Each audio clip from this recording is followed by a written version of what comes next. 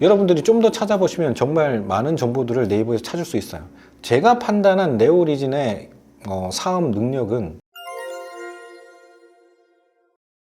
안녕하세요, 복리부자입니다. 오늘은 최근 화두가 되고 있는 1688 알리익스프레스가 한국에 진출해서 어떤 일들이 벌어질까, 이러한 이슈에 대해서 조금 한번 얘기해 보려고 해요. 지금 많은 컨텐츠들이 쏟아져 나오긴 하는데 알리익스프레스가 한국에서 진출에 성공을 하면서 1688도 곧 넘어온다, 이런 소식들을 많이 전해오고 있어요. 시중에서 많은 사람들이 여기에 대해서 갑론을박이 많은데 제가 생각하는 제 의견을 한번 말씀드려 보려고 해요. 알리익스프레스가 한국에 진출을 하면서 굉장히 성공을 거두었죠. 그로 인해서 사실 해외 구매 대행을 작은 물건들, 싼 물건들을 많이 취급하시던 분들, 알리익스프레스를 통해서 구매 대행을 하셨던 분들이 정말 큰 타격을 많이 받았습니다. 실제로 배대지 사업을 하시는 사장님들의 이야기를 들어보면 실제로 배대지에서 통관되는 물건들의 양이 보수적으로 본다면 한 반 정도로 줄었고, 좀 더 심각하게 바라본다면 한 70-80% 정도가 줄었다고 해요.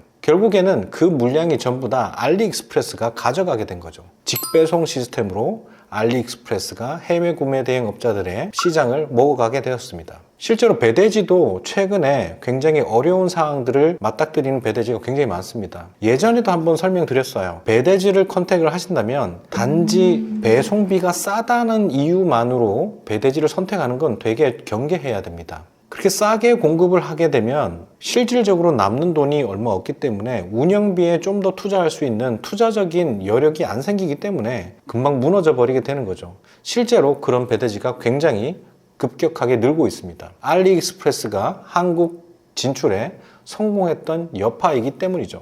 자, 그래서 알리익스프레스가 이렇게 성공을 하고 실제로 시장에 영향을 미치다 보니까 2023년 12월 달 초에 나왔던 인터넷 뉴스 한 페이지가 화두가 되면서 1688이 한국에 알리익스프레스처럼 진출을 할 거다, 큰일 났다, 이런 말씀도 많이 하시죠. 도매매 도매국 되게 유명했는데 대부분 중국에서 가져왔던 물건을 파는 도매물이었지만 이제 1688이 직접 들어오게 되니까 이제 도매매 도매국은 더 이상 할 게 없다.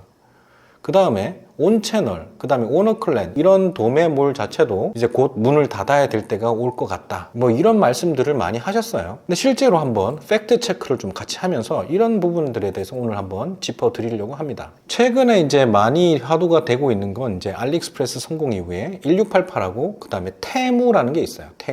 테무라는 이 사이트가, 이 두 개가 크게 화두가 되고 있는데, 먼저 걱정하시기보다는 실현 가능성이 있는지부터 먼저 따져보는 게, 팩트 체크를 해보는 게 더 중요한 것 같아요. 자, 먼저 1688이 무엇냐부터 먼저 설명을 드릴게요. 1688은 중국 내수 시장을 겨냥하는 도매몰입니다. 소매가 아니라 B2B, 기업 대 기업으로 거래를 하는 도매몰입니다. 그것도 중국 내수를 위해서 이제 거래를 하는 도매 사이트죠. 그 반면에 알리바바 그룹에서는 정말 많은 기업들이 있는데, 해외를 위한 플랫폼은 알리바바닷컴이라는 곳이 있고, 그 다음에 소매로 하는 곳은 알리익스프레스가 있습니다. 여러분들도 친숙한 사이트일 거예요. 그래서 정확하게 따지면 알리바바는 해외 수출용 도매 사이트고, 알리익스프레스는 해외 수출용 소매 사이트입니다. B2C 사이트죠. 그러면 1688이 한국에 들어오는데 뭐가 문제일까? 먼저 1688이라는 거는 일단 장벽이 많았습니다. 첫 번째로 중국 내수 시장을 위해서 발달했던 도매몰인데, 일단은 한국인이 한국에서 결제하기에 너무 어렵다는 거죠. 저 같은 경우는 중국 통장을 가지고 있기 때문에 알리페이라는 걸 직접 제가 송금을 하고 직접 결제를 하기도 하고 그렇게 합니다만, 일반적인 사업자분들은 중국 통장이 없기 때문에 배대지나 결제 대행 수입사를 통해서 대행 결제를 한 다음에 수수료를 지불하고 이렇게 수입을 해 왔었던 거죠.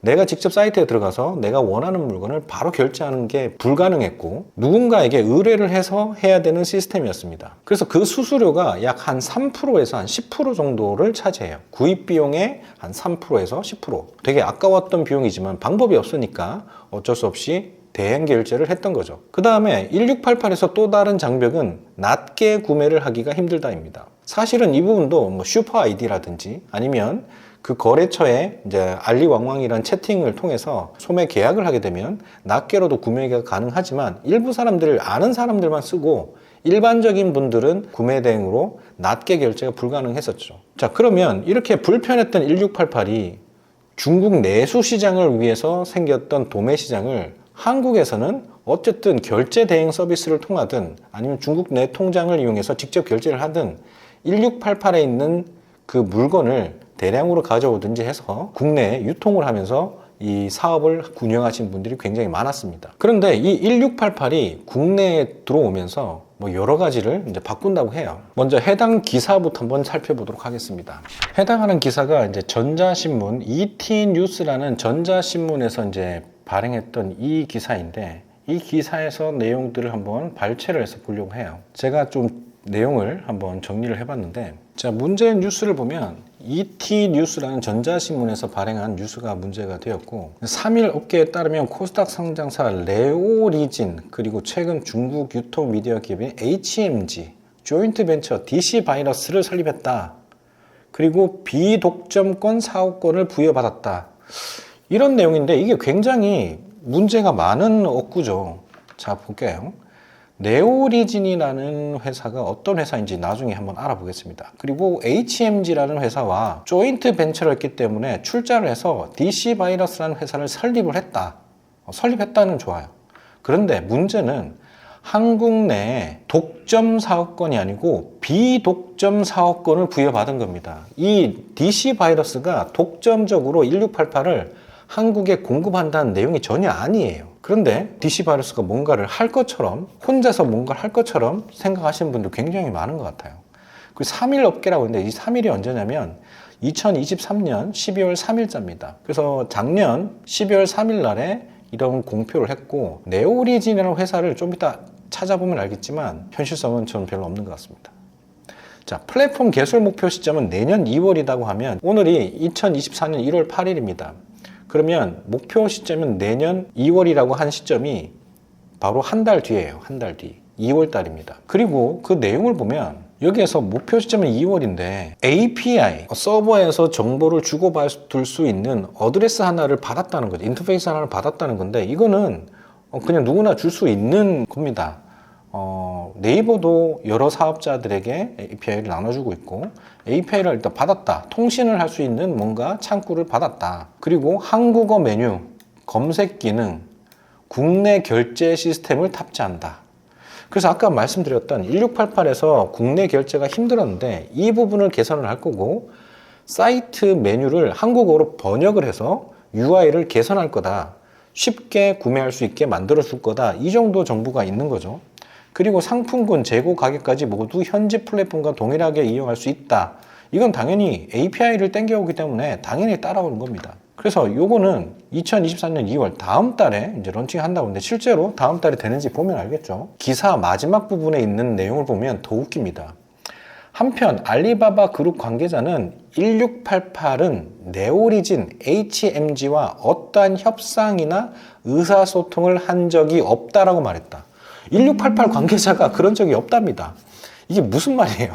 이 기사를 전부 다 네오리진이 뭔가 할 것처럼 HMG와 합작을 해서 DC 바이러스가 뭔가 할 것처럼 기사를 장황하게 늘어놨는데 마지막 줄에는 협의한 게 없대요. 이 기사를 보더라도 좀 걸러보는 습관이 필요할 것 같아요.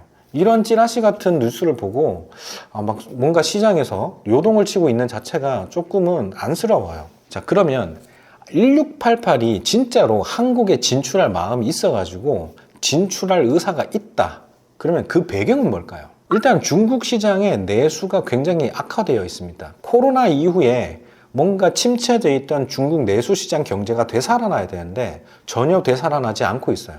굉장히 위험한 수준까지 지금 가 있습니다. 이것의 배경은 시진핑 정권의 문제도 있습니다. 시장 경제는 자율 경쟁으로 흘러가야 되는데 너무 폐쇄적으로 하고 있죠. 거기다가 정보에 대한 것도 만리장성을 쌓아서 유튜브나 구글 컨텐츠를 전혀 볼 수 없게 다 막아버렸죠. 하지만 이런 것들이 디지털 만리장성만으로 정권이 지켜지지는 않을 거예요. 이런 폐쇄적인 정책들로 인해서 중국 경제도 지금 굉장히 안 좋아지고 있습니다. 그러면 이 중에서 1688이 그 중국 내수가 안 좋으니까 해외로 진출하고 싶다 이런 의지가 있었다라고 가정을 하더라도 진짜로 1688이 그런 마음이 들까요? 1688을 가지고 있는 회사는 알리바바라는 그룹입니다. 알리바바의 그룹에 얼마나 많은 회사들이 있는지 아마 상상도 못 하실 거예요. 예전에 제가 직장을 다니면서 알리바바 그룹을 벤치마킹 한 적이 있었는데 깜짝 놀랐습니다. 거의 모든 중국의 시스템들을 거의 다 가지고 있어요. 그 마이민 회장이 중국 정권에서 퇴출되는 것도 어떻게 보면 이해가 됩니다. 너무 거대해졌기 때문에. 그럼 알리바바 그룹 사이트를 한번 들어가서 어떤 계열사를 가지고 있고 어떤 사업을 하고 있는지 잠깐 보여드릴게요. 알리바바 그룹 홈페이지에 들어왔습니다. 여기에 보면 이제 About Us가 있는데 눌러보고 Our Business라고 있는 걸 눌러보면 여기에 있는 모든 것들이 알리바바 그룹에서 지금 하고 있는 비즈니스입니다. 첫 번째로 보이는 게 차이나 커머스라고 해서 중국 내수 시장을 위해서 지금 하고 있는 사업들이 많아요.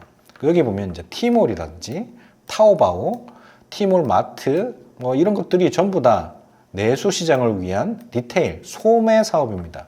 B2C 사업인 거죠. 그 다음에 여기에 보면 1688이 있는데 여기 홀세일이라고 해서 도매, B2B를 위한 도매물이 1688 딱 하나가 여기 있습니다. 그래서 이 녀석이 지금 화두가 되고 있는 거죠. 근데 이거는 자세히 보면 내수 시장을 위해서 만든 플랫폼이에요. 자, 그러면 국제 거래를 위해서 인터내셔널 커머스를 위한 것들이 여기에 또 깔려 있는데 리테일, 소매, B2C는 알리익스프레스, 라자다, 트렌드요울, 그 다음에 다라즈 뭐 이런 것들이 있어요. 모르는 것도 많죠. 알리익스프레스하고 라자다 정도는 아마 아실 것 같아요. 그런데 홀세일은 알리바바닷컴이라는 공식적인 인터내셔널 해외 수출을 위한 홀세일, 도매 사이트는 별도로 있습니다. 그래서 이 두 개는 결국 대칭 관계에 있는 거죠.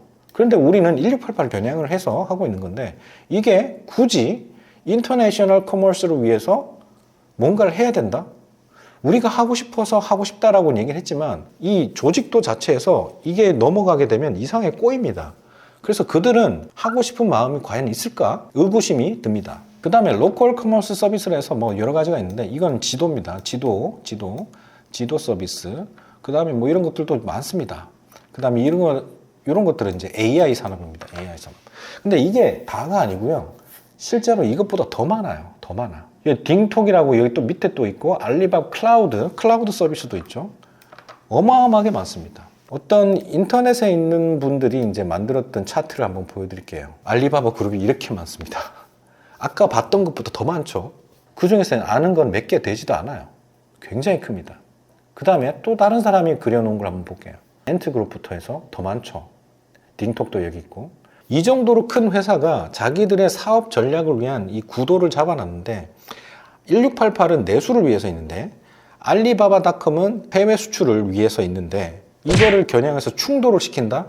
과연 그렇게 사업을 해야 될까요? 그렇게 할 것 같지는 않습니다.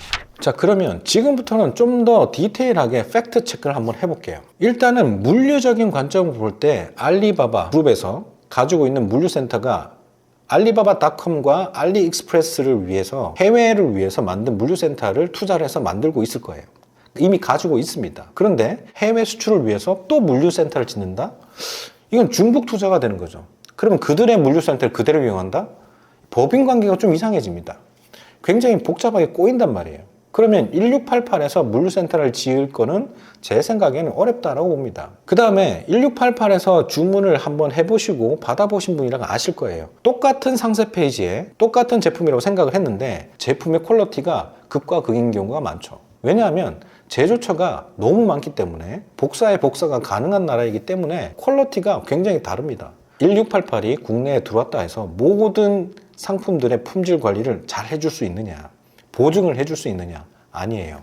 1688은 전적으로 내수 시장을 위해서 개발된 플랫폼이기 때문에 내수 시장의 품질 수준에 맞춰져 있습니다. 제가 구매를 하기 위해서 협의를 하면 품질 수준을 높여달라고 하면 추가적인 액션을 해서 품질 보증을 해주겠다고 하는 경우가 많아요. 1688이 국내에 바로 다 진입을 했다 하더라도 이 품질 보증에 대한 프로세스를 갖추고 그걸 선별해서 구매할 수 있는 능력이 우리나라 사람들에게는 아직 없어요. 이거는 업자들이 해야 될 몫이에요.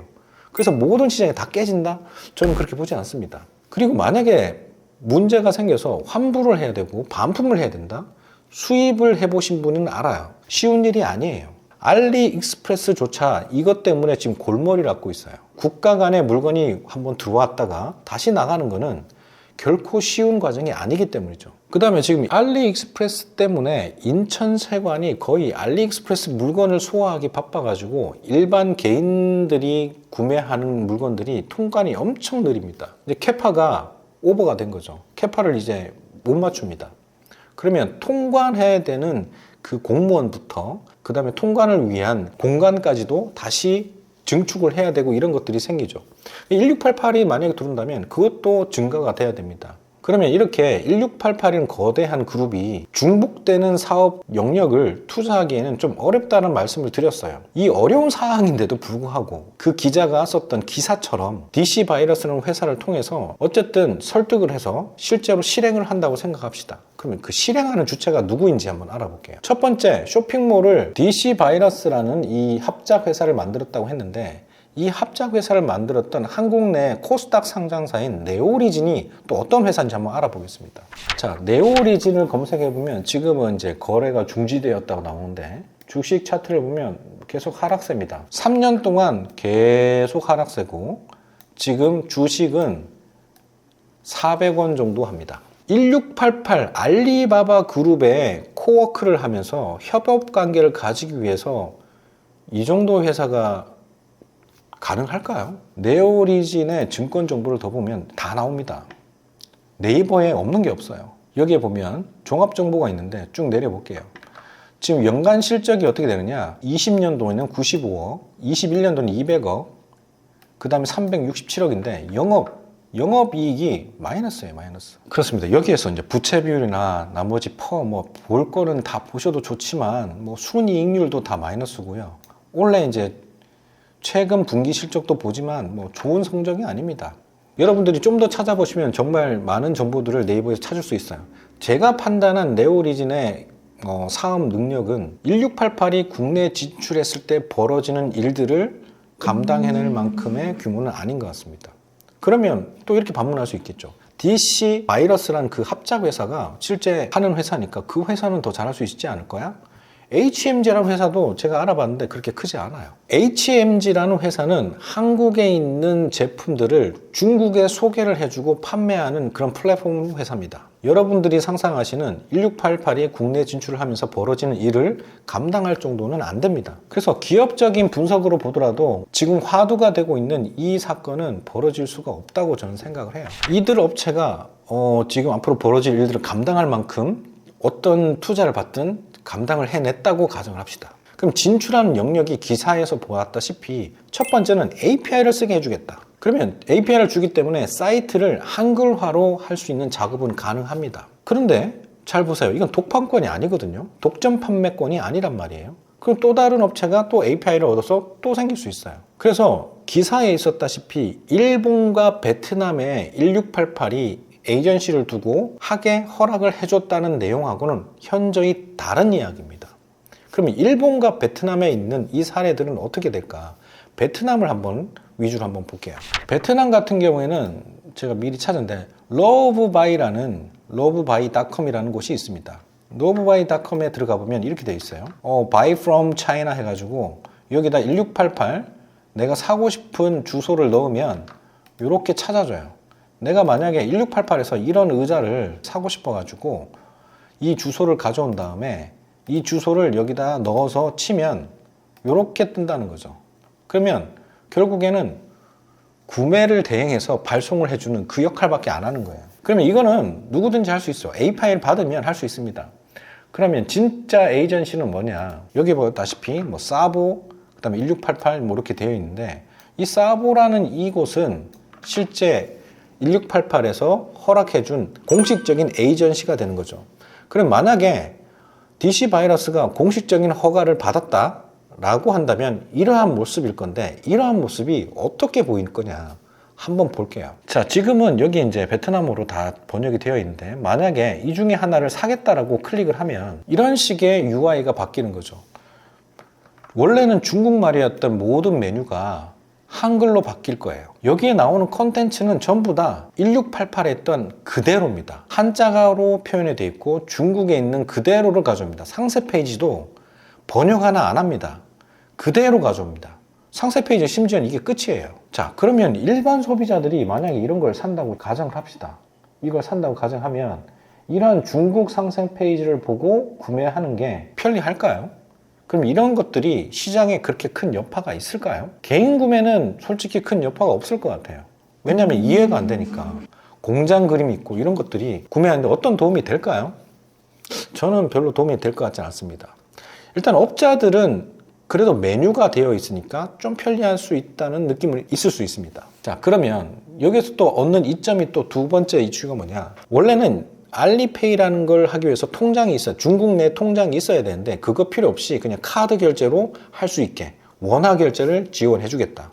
자, 원화 결제를 하더라도 기본적으로 운영을 하기 위해서는 카드 결제 수수료가 필요합니다. 그리고 이 카드 결제 수수료가 필요한데 실제로는 해외 결제인 거죠. 타오바오도 마찬가지고 알리익스프레스도 마찬가지고 해외 결제입니다. 그러면 해외 결제 수수료는 어떻게 할 거냐? 뭐 이런 것들도 다 해결해야 되는 문제들이 너무 많아요.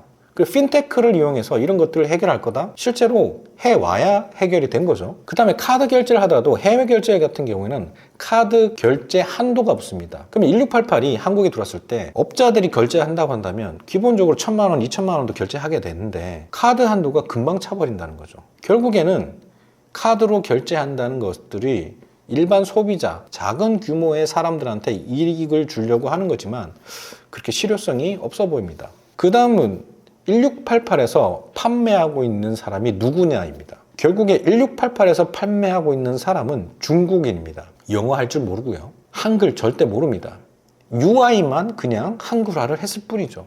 그리고 다시 1688 사이트, 베트남 사이트를 다시 한번 들여다볼게요. 중국 판매자이기 때문에 커뮤니케이션을 해야 되는데 어떤 방법으로 해야 되느냐? 이 베트남 사이트는 커뮤니케이션을 위한 채팅을 할 수 있는 어떠한 로고도 보이지 않아요. 그러면 여기에 뭐라고 되어 있는데 1688.com이라 되어 있는데 이걸 누르면 어디가 나오느냐? 중국 사이트가 나오고 이때서야 비로소 알리왕왕이라는 커뮤니케이터가 등장을 합니다. 이걸로 들어가면 결국은 중국말로 해야 돼요. 뭐가 개선이 됐을까요? 저는 큰 개선이 있다고 생각하지 않아요. 물론 이렇게 주문하고 받는 것까지는 간편해지겠지만 중간에서 뭔가 문제가 발생하면 결국엔 중국인과 직접적으로 알리왕왕을 통해서 중국말로 소통을 해야 됩니다. 자, 그리고 많은 분들이 1688 사건을 알리익스프레스가 성공했기 때문에 알리바바 그룹이 도전하는 거야 라고 말씀을 많이 하세요. 알리익스프레스는 사실 알리바바 그룹에서 글로벌 마켓을 위해서 투자를 했습니다. 그래서 한국 진출을 위해서 투자를 한 건 사실인데 적자를 보더라도 대폭적인 이벤트 프로모션을 해가지고 한국 진출을 하겠다라고 했고 어느 정도의 지금 성과를 내고 있죠. 근데 1688은 그렇게 표명한 적이 없다는 사실이죠. 왜냐하면 아까도 말씀드렸지만 1688은 내수 시장을 위한 사업 영역 자체가 전혀 다른 플랫폼입니다. 여러분들이 우려하는 상황만큼 벌어질 확률은 매우 적다고 생각을 합니다. 물론 제 개인적인 생각이죠.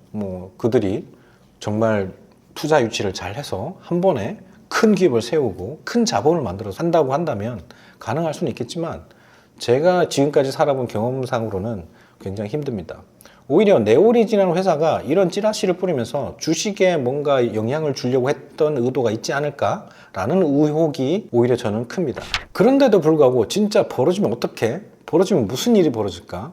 거기에 대해서도 한번 말씀을 드릴게요. 결제 대행이나 구매 대행을 위한 수수료가 3에서 10%를 지불했던 이 수수료가 사라지기 때문에 뭔가 구입, 매입 비용이 굉장히 절감이 됩니다. 그럼 시장에서는 좀 더 마진폭이 줄 수는 있겠죠. 왜냐하면 매입 비용이 싸지니까요. 반대로 저처럼 시장에서 비싸게 가치를 먹여서 판매하는 전략을 하시는 분들은 오히려 마진이 늘어납니다. 왜냐하면 매입이 줄고 포지셔닝을 했던 시장 가격대는 유지하기 때문에 오히려 마진이 늘어요. 오히려 호재라는 얘기죠. 그래서 시장 경제에서 마진이 줄고 이렇게 단편적으로 볼 게 아니라 어떠한 사람들은 오히려 마진이 느는 구조도 가지고 온다. 이런 것도 참고하시면 좋을 것 같아요. 그리고 수입이 쉽게 이루어진다. 왜냐하면 기사에서 나왔던 대로 한다면 결제도 하나로 결제를 하고 운반하는 이 물류 시스템도 그들이 해줄 거기 때문에 굉장히 쉽게 결제를 하고 받아볼 수 있는 상태가 되겠죠. 그래서 이런 것들 때문에 도매매나 도매국들이 몰락을 할 거다. 자, 한번 여쭤볼게요. 도매매에서 많은 사람들이 일반 소비자들이 많이 살까요? 물론 많이 사긴 삽니다만 대부분은 도매매에서 무재고로 제품을 소싱할 수 있으니까 그런 것들을 이용해서 소매로 파는 업자들이 더 많이 이용을 하고 있죠. 그러면 도매매라는 플랫폼을 쓰는 이유 자체가 내가 재고를 안기 싫었기 때문에, 그 리스크를 안기 싫었기 때문에 누군가가 대신 사입해 있는 물건을 위탁으로 쓰고 싶은 게 근본적인 욕구입니다. 그럼 도매매는 그대로 남을 수밖에 없죠. 왜? 리스크가 있는 사람은 여전히 1688을 거래를 안 할 거기 때문에 그렇습니다. 그래서 도매매나 오너클랜, 도매국 이런 것들이 사라질 거다, 이렇게 비약적인 주장을 하신 분들이 많은데 제 생각은 다릅니다. 어차피 자본을 들여서 사입을 하시는 분들만 사입을 하실 거예요. 그래서 그분들을 위한 플랫폼은 여전히 존재할 거다.